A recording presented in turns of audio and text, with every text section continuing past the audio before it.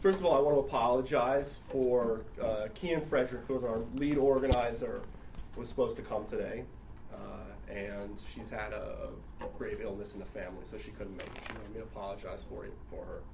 Also, Paul Sherry, who was supposed to come to this panel, is running a very interesting program with Interfaith Worker Justice, where they're trying to mobilize church congregations all across the country. I believe they have as their goal over the first year to mobilize 1,000 congregations to make a commitment to both support their unemployed members, but also to put unemployment as a community issue on the radar screen of congregations.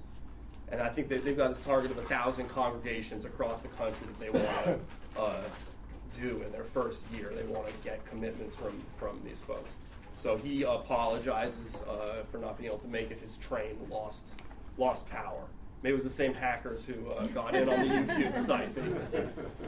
We know there are forces working against us here.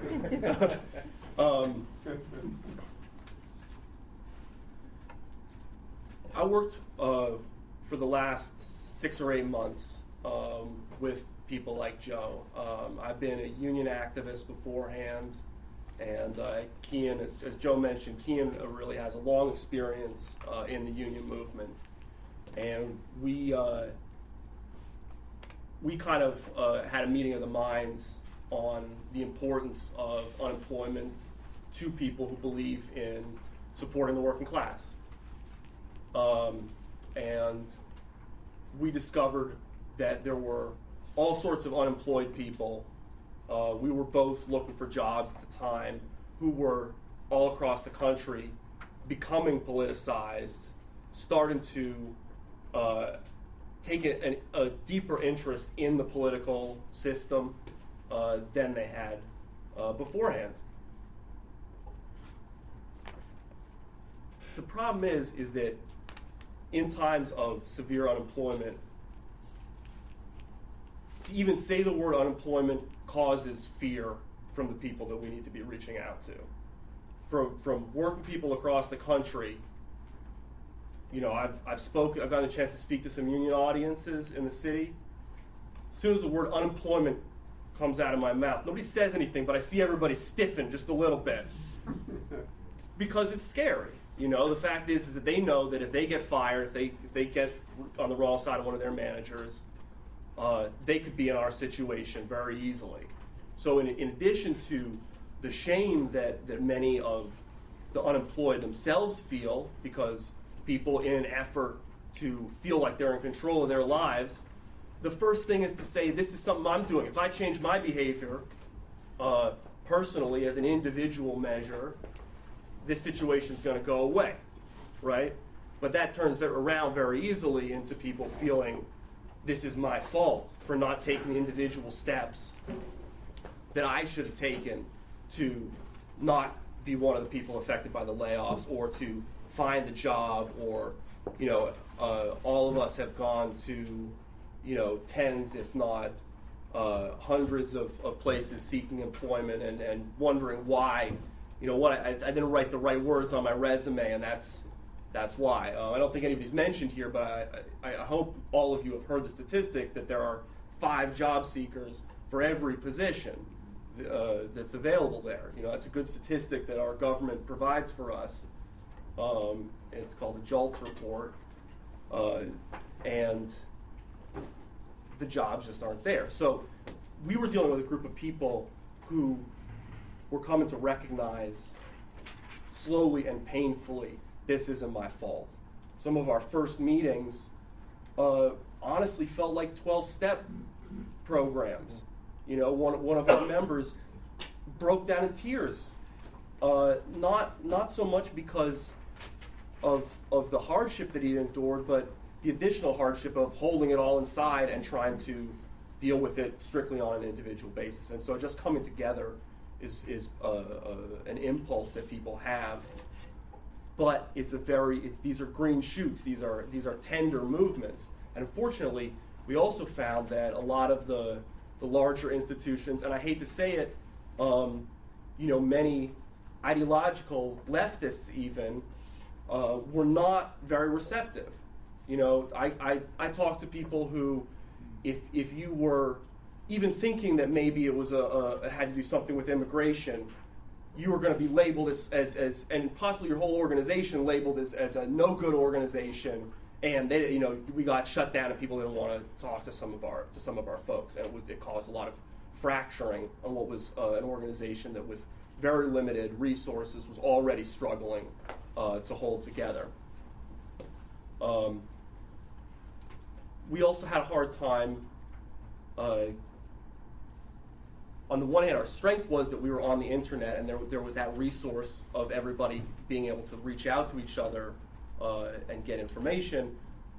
On the negative side, we had a lot of trouble getting off the internet, you know, and that's really where Kian and I tried to put in a lot of energy to say, no, we actually have to come together in a group and show up places, because on the internet, nobody believes you. I mean, and the basic thing about the basic lie, the big lie about the unemployed is that we're fakers and malingerers, right? I mean, everybody's heard that. Well, if you really wanted to work, you could get a job. You could find a job. You know, but you know, you show up and you're, you know, they wanted to, you know, they always want to send us to personal grooming classes. That's the first thing they always recommend, you know, because they figure that we haven't, you know, put on deodorant or put on a clean shirt for our job interview, right? So, you know, there's that issue, but slowly and surely, people do find ways to have group identities, and the 99ers was a group where they were starting to realize, look, the jobs aren't there, this isn't our fault, and moreover, one of the strong themes that started to emerge was we're being discriminated against. A lot of our members were older workers who, though it's very, very difficult to prove, sometimes, occasionally, they went to job applications eventually, there were so many interviews, eventually somebody would just say, you're a little too old for this job. You know, eventually somebody would tell them the truth, but many more people just put their resume quietly on the bottom of the stack. Also, another strong thing that allowed us to have some identification with each other was the fact that discrimination against someone for being unemployed is not illegal. So that you know, our members would, with outrage, point to job postings that said, you know, unemployed people need not apply, or, you know, currently employed people in this industry is what we're seeking. The assumption, of course, being that it's our fault for being unemployed, that we're incompetent or whatever, and particularly for the 99ers, who all were among those lucky people who are eligible to receive unemployment insurance. You go through a pretty strict series of tests that you know, it's a layoff. You know, it's not, you can't get it if you were fired for cause, you can't get it if you quit, et cetera, et cetera.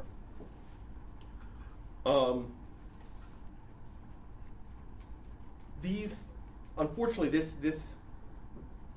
what Kian and I really try to do, both in terms of getting people out on the street and into direct action, and Joe, I'm surprised you didn't brag about the fact that you got arrested for the cause. So we did some civil disobedience, here, which was a really big step for a lot of people. Not everybody was willing to take that step, but Joe, and in fact Debbie also was one of the other people who went to jail for. They treated you nice, right? They treated us pretty well.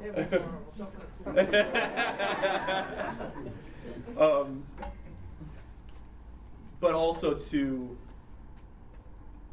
so we were trying to, you know, get people out into the streets, but also to get people from a position of thinking that it's a key of getting one person's ear in a political position. For a long time, you know, people were pinning their hopes on Ed Schultz. If we can really get him to, you know, get this issue, that's what we need to be trying to focus on. It's still really, at the end of the day, an individual solution. You may not think you're the individual, but you need to find the individual who's gonna solve this problem. The third thing that Kian and I tried to do was to connect the unemployed with union workers, because obviously, I think everyone in this room can understand pretty easily why, if you've got 10 people who wish they had your job, it's pretty hard to stand up in the workplace.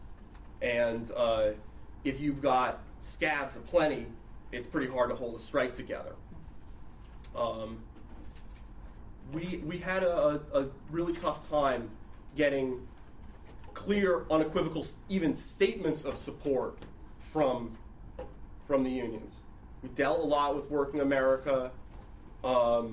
We dealt UCubed. I should laud UCubed for being one of and the machinists for being one of the few unions that really stepped up and was making taking a clear stance. And also thank them. I should mention that I originally met Kian through UCubed, so that she was UCubed played an important catalytic role in my involvement in the unemployed movement. And eventually we had a difficult time achieving just the sort of concrete goals that Mr. Dodds mentioned. That because one of the weaknesses of being identified as 99ers meant we were trying to take it to the level of federal policy. And if you can imagine a network of a few thousand activists with very few resources spread out all across the country, have a hard time really bringing the heat to Washington. I was able through UCubed to participate in the AFL's lobbying day, but it was the opportunities to even get to Washington were few and far between. I think that's about what I have to say.